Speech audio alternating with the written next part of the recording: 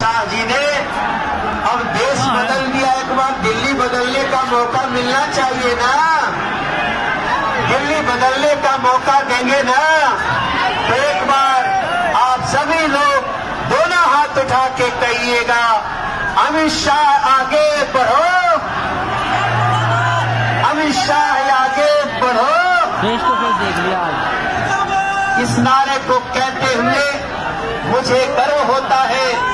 आजा अमीर मेहरबान भाई, ये सब हमारे कार्यकर्ता हैं भाई साहब।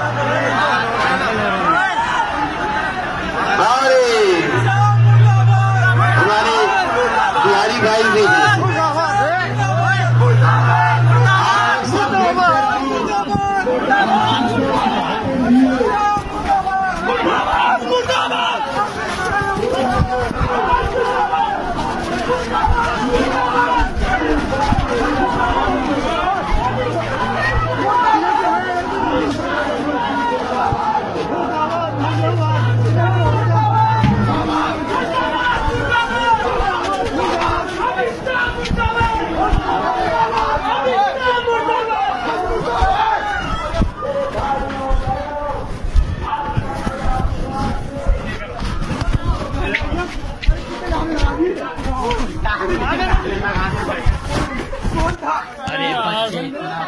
आने लग गई है तो एक नंबर पे है, वैसे भी एक नंबर पे है, वैसे भी हम एक ही नंबर पे है और वैसे भी एक नंबर पे। तो कमल का बटन दबाइए और किसको विजय बनाना है?